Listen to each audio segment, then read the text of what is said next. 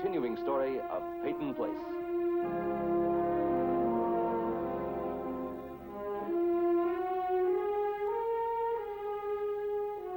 Starring Dorothy Malone as Constance Mackenzie, Ed Nelson as Michael Rossi, Ryan O'Neill as Rodney Harrington, Barbara Parkins as Betty Anderson, Tim O'Connor as Elliot Carson, Christopher Connolly as Norman Harrington, Patricia Morrow as Rita Harrington, James Douglas as Stephen Cord.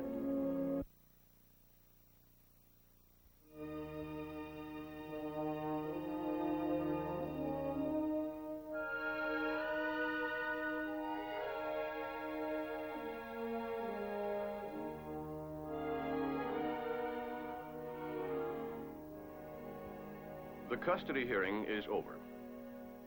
The baby that Jill Smith brought to Peyton Place has found a legal home with the Elliot Carsons. An acknowledgement that the baby was born to their missing daughter, Allison.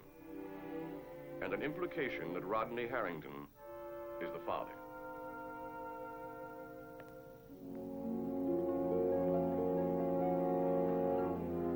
All right.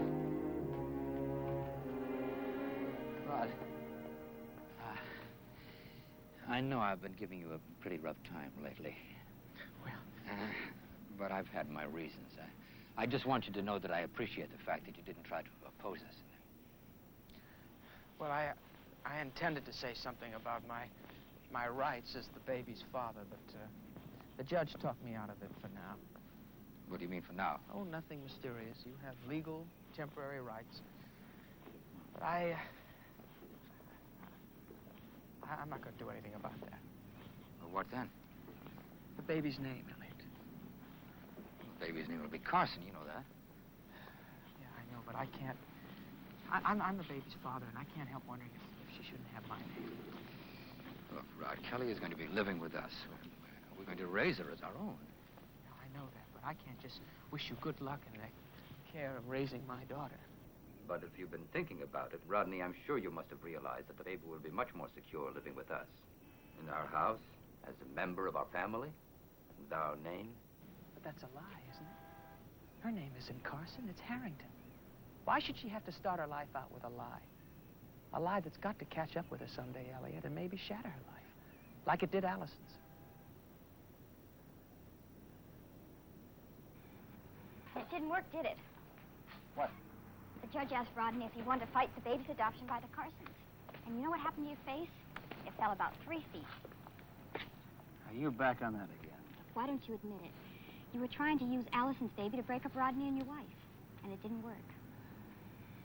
It's funny why people do things, isn't it? You didn't care about finding a home for the baby or the fees the Carsons were going to pay you or... You know, I never did believe that story of how or when or why you found Allison's baby. I know. That's what makes you so interesting. Because you went along with it even though you didn't believe me, just so you could try and get your wife back.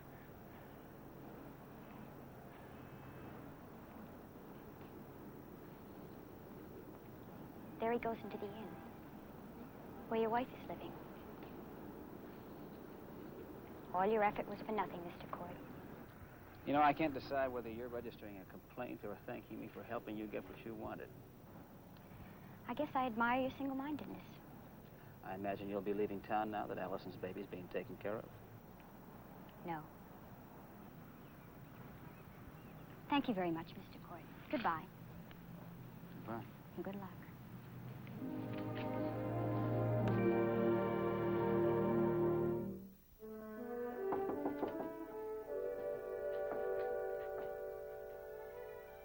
Come in, Rod.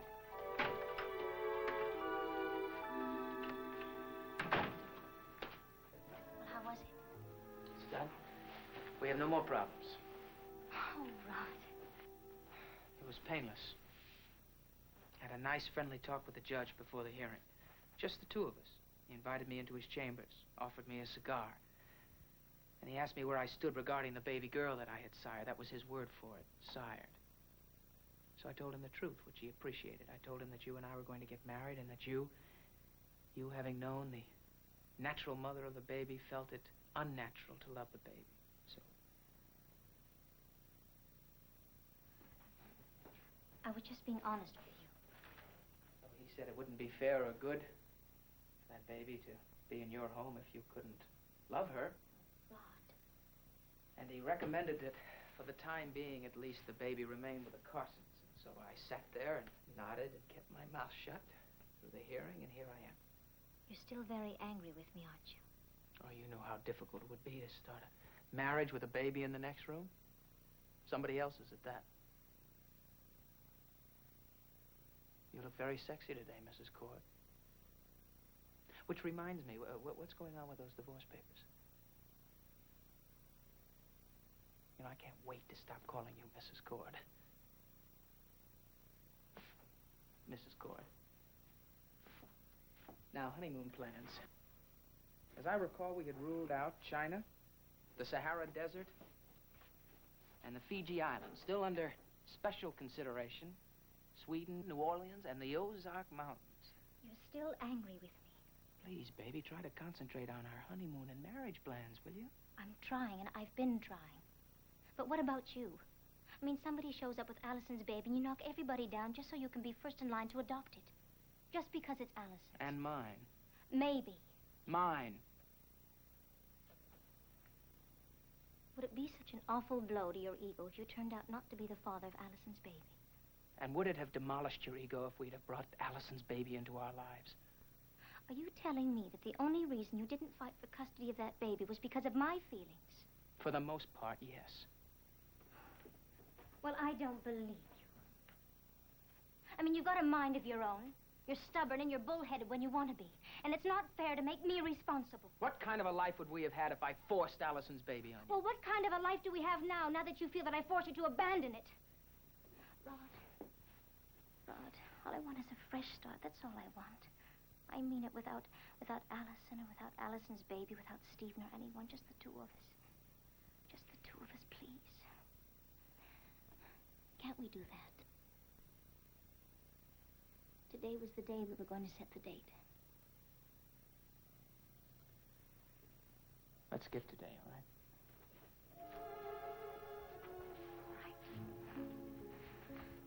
All right, let's skip it.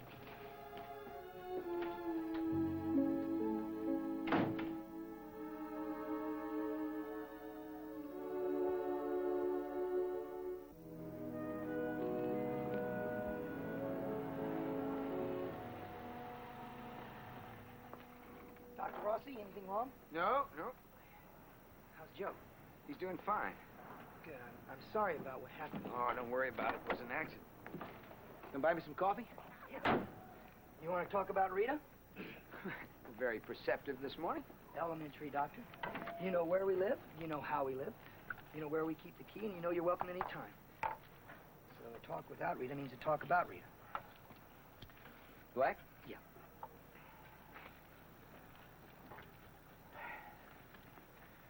Norman, Rita's been hurt. She's been deeply hurt, emotionally. She may need a crutch for a while. Well, she's got two, you and me. Well, she may need someone else to help her on her feet again. You mean psychiatric help? No, not really. You see, you love her too much. You're too close to her to be as firm as you ought to be right now. And I'm afraid maybe I am too. Well, then that clears the board. Ada isn't up to it. I'm not about ready to let Eddie take over. Yeah. Well, there's someone else. Someone I'm afraid I wouldn't have thought about if it hadn't been for the accident. The accident? Yeah. Reverend Winters? Now, he's had a lot of experience with emotional problems. No. Now, wait a minute. Norman, he's a good man. Yeah, too good. Tom Winter has something that would make him be effective in any profession, not just behind the pulpit. He doesn't accept self-pity in himself or in anyone else. Okay, so he's tough. Well, Rita's not. She needs someone that's tough enough to help push her over the hurdles she doesn't want to take. Look, when she lost the baby, it brought back all the doubts about herself. That she's not any better than Joe Chernick and the gang she used to run around with. She can't just walk in and talk about those things to a man like Tom Winters. Go see him. Talk to him. Explain what he has to talk to Rita about. Then listen to him, see what he has to say. Then make up your mind. I don't know. Well, even if you're right, I can't just go see him. Why not? Well, I haven't been to church in years. Well, that didn't stop him from pulling you out of the wreck, did it? Okay, I'll try.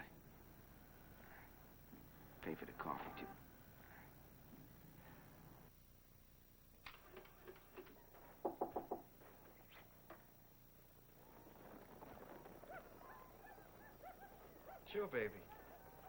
I didn't think you'd come. Here's the toy you asked for. Great.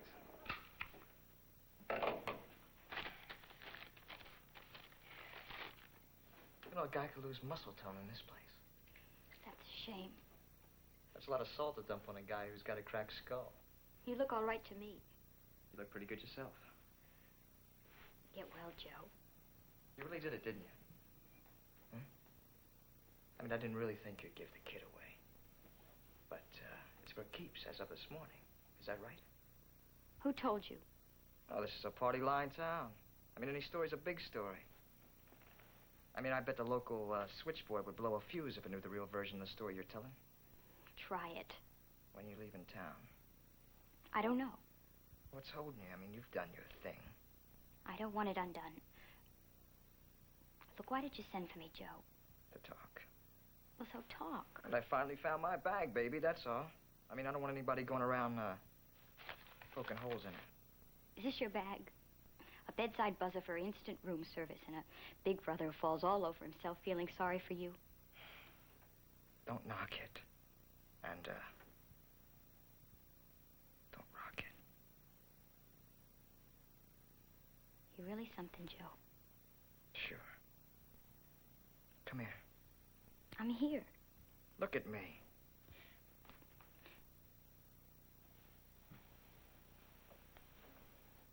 If you do anything to mess my setup here, anything at all, You'll what?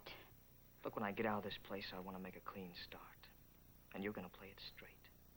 Don't you tell me what to do. Look, I don't want to tell anybody anything. As long as I don't have to. I mean, this thing I got with my brother means a lot to me. Don't worry, Joe. I wouldn't take anything away from you if I thought you really cared. Jill? Maybe if I can work at making something here, we could, Forget it. Sure.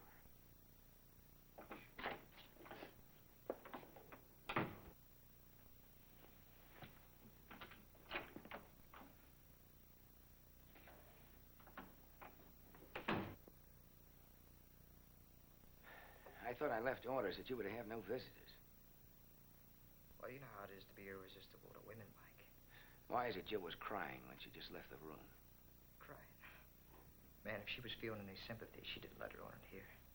Did she mention to you that the Carsons have taken custody of the baby this morning? No, but, hey, that's a good thing, isn't it? I mean, for the kid. She didn't even mention it. No. Well, it's kind of hard to believe, seeing you told me at the house the other night that she was the mother of the baby and that she knew who the father was. Well, I guess I was wrong. I mean, it's pretty hard to fool the court. Joe, is it your baby? I never said it was. You implied it. All right. I thought it was, but, I was wrong. She proved it.